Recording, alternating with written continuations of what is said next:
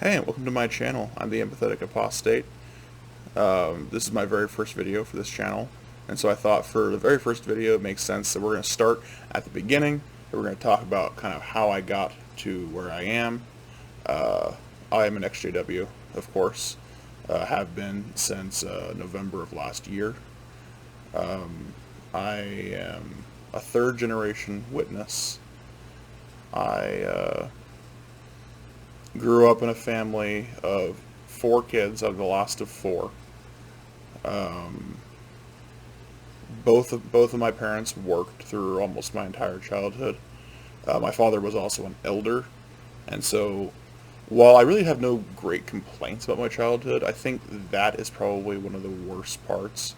Because my dad, was this working class, blue collar kind of guy. He'd work long hours for a physical job. Then he would come home and he's working on parts. He has other obligations for the Kingdom Hall. And so you just learn don't talk to Dad. Dad's tired. You don't want to talk to him, which is not great for any kid. But I already had bad mental health issues. I had generalized anxiety disorder and attention deficit disorder, both of which are diagnosed later, but I had them all my life. But I was also very quiet. And so when you have a quiet kid who is the youngest of four, so you have three other kids, and you both work full time, that kid's just not going to get as much attention as he needs. And I really don't have a problem with that, and I really don't blame the organization for that. It didn't help by any means, but I think most people are going to have that kind of experience when they come from a large family and that they have problems, because it's just something that happens. If it wasn't the witnesses, it would be something else. Things really only fired off when I got into high school, which makes sense. That's when you really start to grow as a person. You really start to learn kind of more advanced concepts, and that things are not nearly as black and white as your parents would have had you believe. It also helped that I made two new really close friends. One, an atheist agnostic. I would call him an atheist because he doesn't have a belief in God. He would probably quibble with me, and probably will quibble with me, and call himself an agnostic. The other one was Christian, I believe, Church of Nazarene, which I know nothing about even now. But these two contrasting views, which even, of course, another Christian is unique, because witnesses believe some pretty crazy stuff. And so even just kind of a normal denomination Christian is going to have some radically different viewpoints. But then you have an agnostic, atheist kind of person who just kind of spits in the face of your God belief altogether. And that's, it's confusing coming from a background where God is just presupposed. And then you meet a person who's like, well, why? And while it didn't sink in with me at the time, both of their contrasting viewpoints would eventually lead me to a point where later in life I would start to question the things I believed. And so I'm, of course, very grateful for both of those relationships. I'm so glad I ignored my parents when they told me to, stop spending time with them, with their bad association. I'm so glad I chose to cultivate those relationships. When I was 17, when I was 17, I fell in love with a girl. We dated. I hid it. We both hid it. Well, she didn't hide it from her family, of course. I hid it from my family for a time. Eventually, I confessed it because, the guilt just eats you alive as a witness. The guilt already eats you alive as a witness. Then you add the generalized anxiety disorder on top of it, and I am my own hell, basically.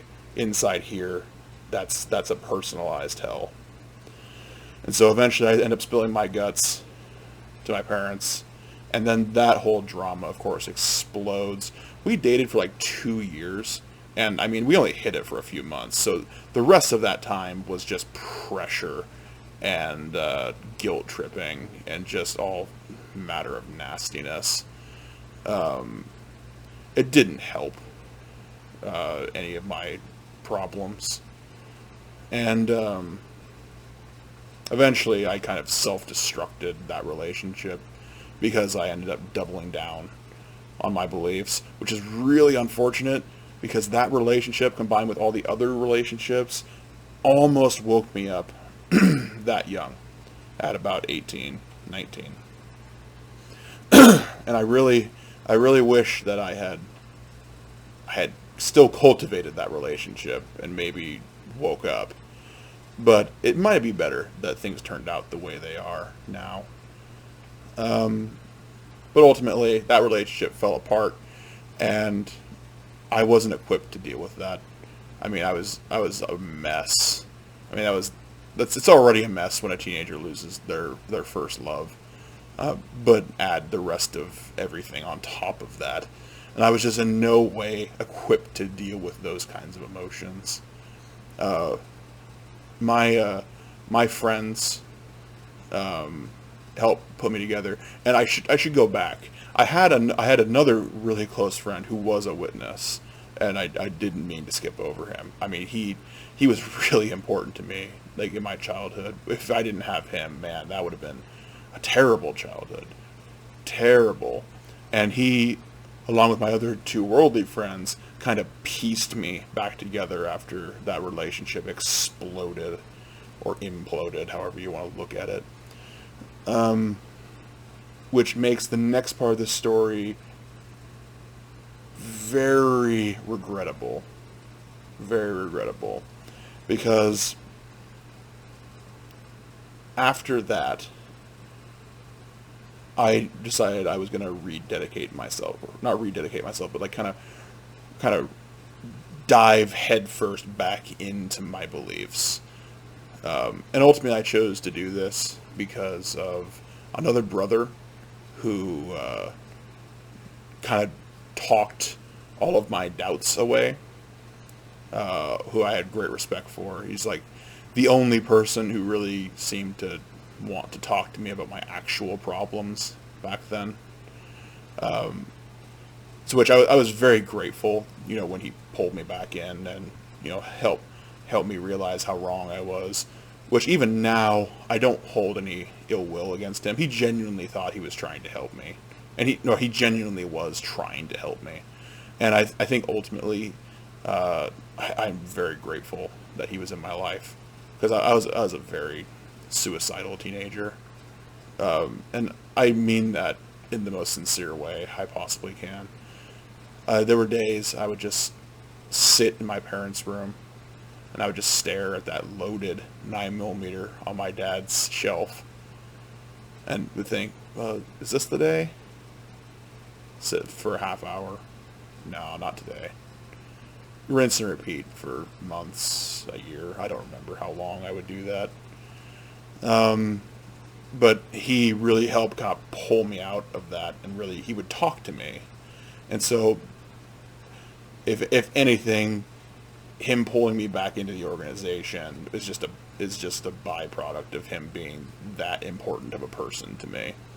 So ultimately, very grateful to him. No hard feelings there. But I decided I was going to rededicate myself. And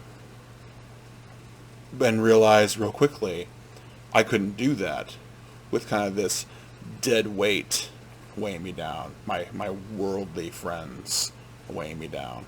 So I did probably the worst thing I could have done. I just cut them out of my life. Didn't even talk to them, explain kind of where I'm coming from. Just stopped responding to them and just kind of faded away. Which, to their credit, they made it very difficult.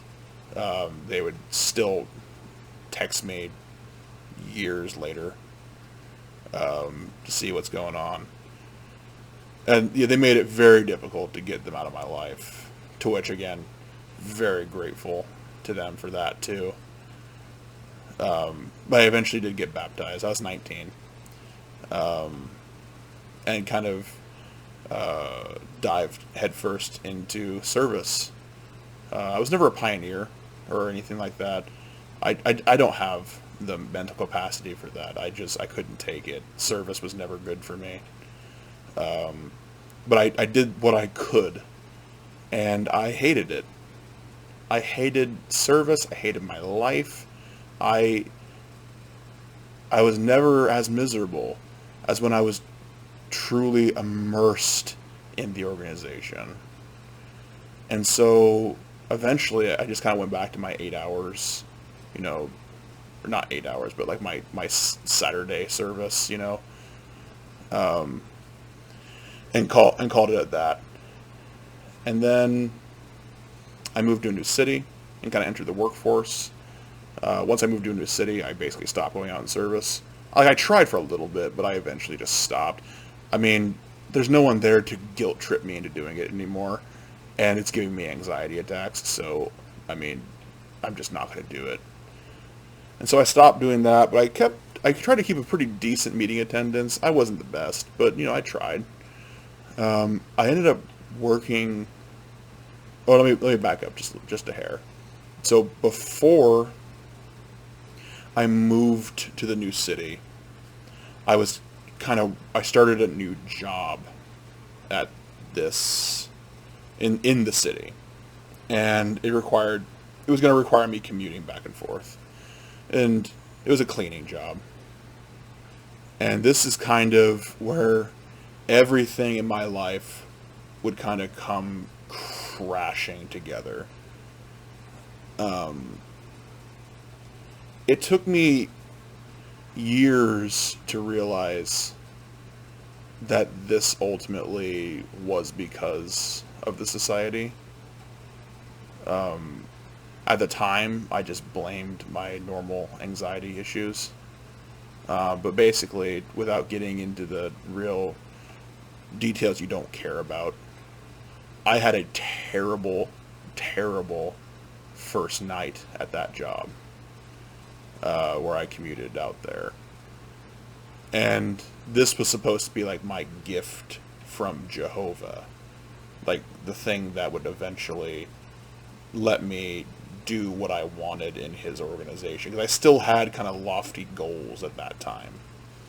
And then when I just messed it all up, I mean, it just felt like I was just the biggest failure, that even Jehovah couldn't help me succeed in life. And so that night, I tried to kill myself. I drove my car into a concrete divider underneath a bridge. I was going about 90, and I tried to hit it as square on as I could, like a legit attempt. I really did try. Ultimately, I bounced off that thing, and flew into the field, destroyed the right side of my car. I walked away completely fine. So then I had to explain that away. If my parents are watching this video, they're just now finding out that was a suicide attempt. I try to play it off as just a blackout, and like I don't remember what happened. Maybe they suspect, I don't know. But I never told them. There's only a handful of people that know about that. But that was where that was a terrible time in my life. And then I kind of moved to that city. I got a more stable job. I eventually ended up in kind of this dead-end job. I'm working this dead-end job. While I'm working this dead-end job, I meet this wonderful sister who doesn't care that I am just this loser brother who barely goes out in service. I mean, makes meetings if he can, but, you know. And we start dating. We hit it off great. We get married. And things are finally looking up. And my life is getting better for the most part. And I'm working this dead-end job. And I start realizing, man, this job is terrible. I need to get out of this. And so I start trying to get out of it, and I start quickly realizing I don't know if I can.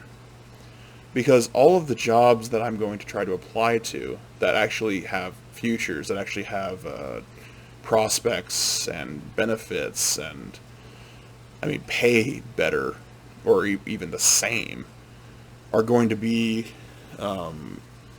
schedules that interfere with my meeting attendance. And so I'm actually getting offers. I'm getting offers from these places to come and work for them because I kind of had these niche skills that I had developed. But I couldn't take them, even though they paid more and their schedules were actually better. They just interfere with meeting attendance because they were night shift. And so I just started getting really frustrated. On top of that, I think we're kind of having marital problems because, I mean, we're just having a hard time making ends meet. My wife ends up quitting her job for reasons. And so, I mean, I'm miserable. I'm stressed.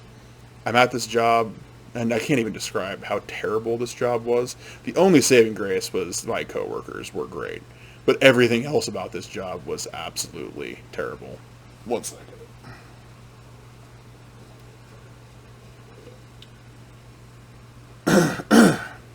Yeah, everything else about that job was absolutely terrible. And eventually I reached a point, I put an application in for this job for a company that paid so much more and had advancement opportunities and, I mean, retirement plans, and I would be perfect for it, and I had the experience for it. And I told my wife, I was like, you know what? Even though the schedule I'm applying for is night shift, and it is going to affect my meeting attendance, if they offer it to me, I'm taking it, and I just don't care anymore. Which was like a stepping stone for me, because that was the first time I would actively say, you know, this thing that they're telling me I shouldn't do, screw that, I'm doing it anyway. I don't care. That was the first time. Well, I guess dating the girl was kind of like that. But this was like the first like open defiance as an adult. It was different somehow. I don't know how, but it was different in my mind. And she looked at me, and honestly, to her credit, that's why I love her. She said, "Good. You've been stuck at that job way too long. It's terrible. If you can get a better job, you should." So I was like, "Great." And they offered to me, and I took it. And so my already spotty meeting attendance went to nothing. I mean, even though I could make the Sunday meeting, I just wouldn't because, I mean, I was sleeping during the day. And I could have struggled to get there. I did a couple times, but I just stopped. And as most of you are aware, once you stop the inflow of indoctrination into your brain, that's when you start to realize things are wrong.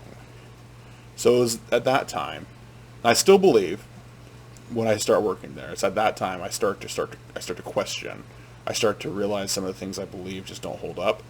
That's part talking to some coworkers, and in part just thinking about things. You have long nights, you think about stuff. Ultimately, I ended up at a certain point researching some of the things I believed, things like the flood, things like Adam and Eve, the historicity of the Bible in general. And after, I mean, a lot of research, and I mean, I was terrified the entire time I was researching these things, even though these weren't apostate things. These were just like scientific and anthropological and historical things.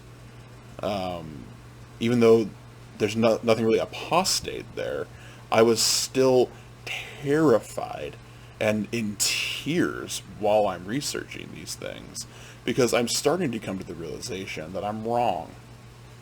And the consequences of that are quickly becoming more and more apparent. You're not off scot-free as a witness once you realize that your beliefs are wrong, once you change your mind. And so I become an atheist. I mean, once I kind of realized I don't believe in the Bible anymore, I started to research other religions. But without that bedrock of indoctrination, other religions just fall apart. I'm sorry if you have those beliefs and you're watching this. I don't mean any offense to you. This is just my viewpoint. Yeah, that's all I'll say about that. So I became an atheist, but I still was like, but for a Christian organization and for a way of life, Jehovah's Witnesses are pretty good, right? I mean, it's the best life, and so I think I'll just continue to live that life, and I'll just kind of live a lie. Like, I legitimately had this thought that I'm just gonna live a lie, until, I don't know, my parents are dead, 20, 30 years. I don't know why I'm giving them such short lifespan.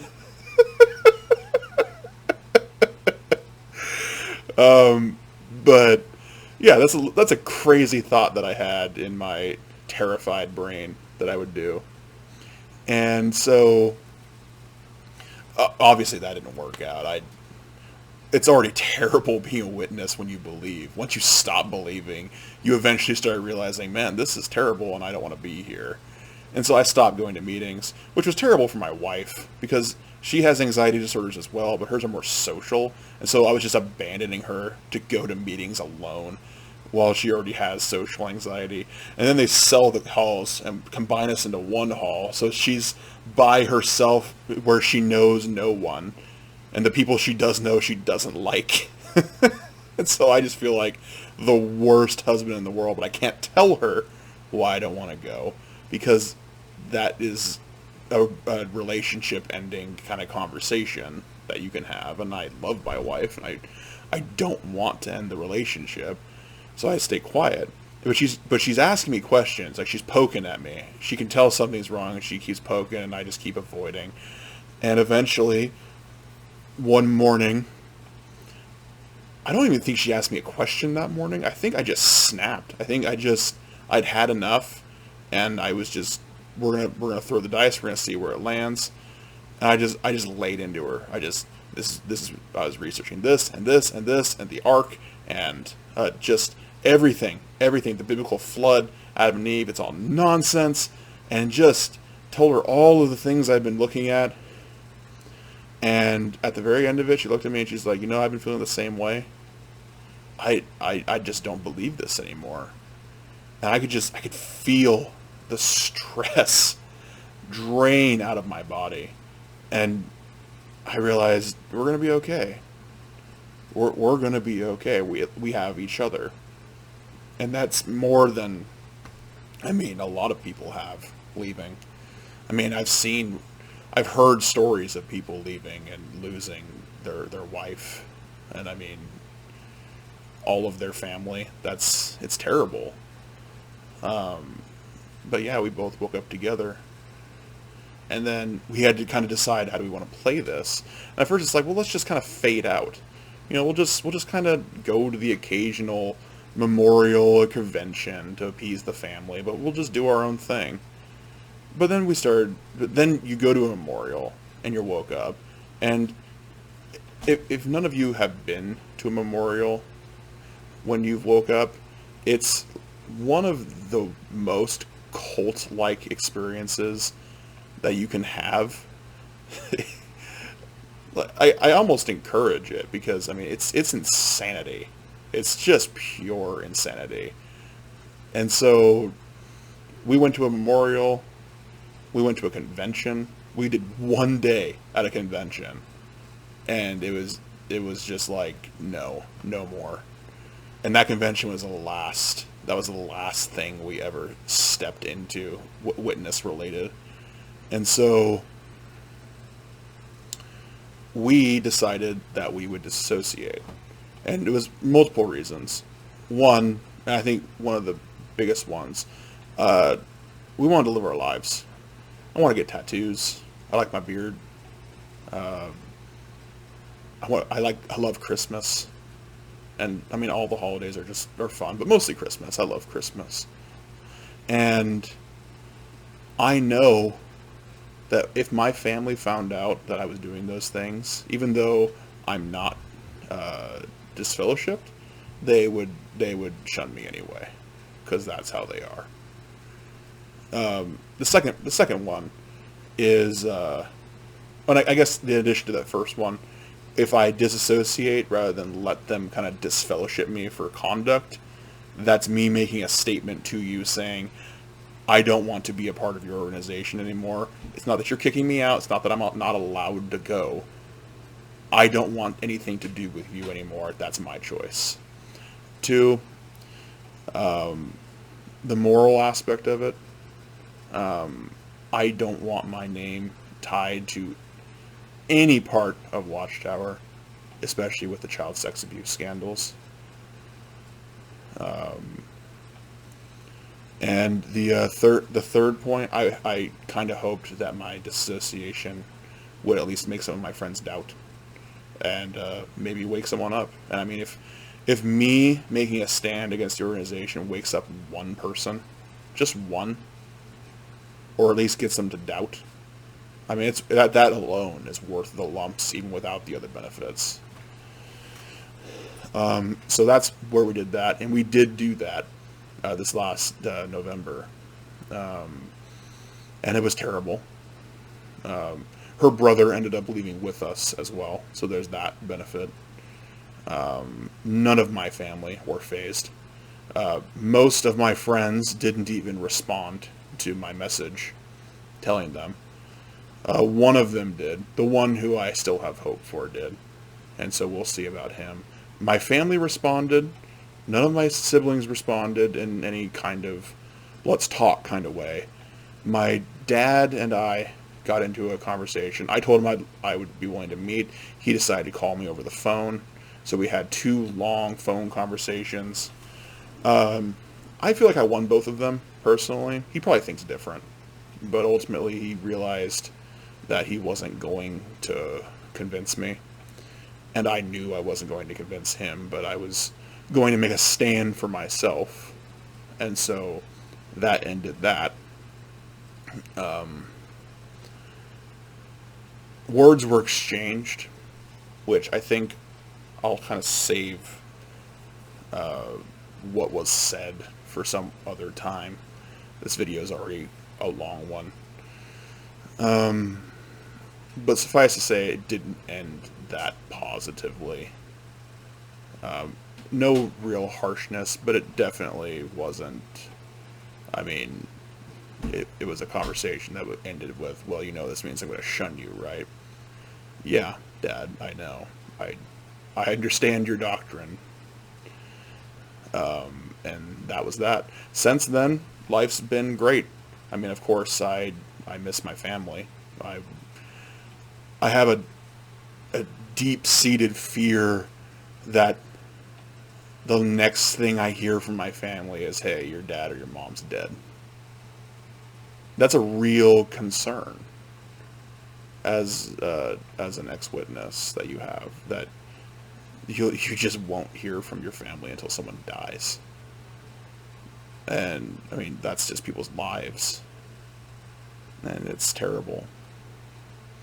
I've made new friends, strong friends. I reconnected with my old high school friends, and they've since forgiven me.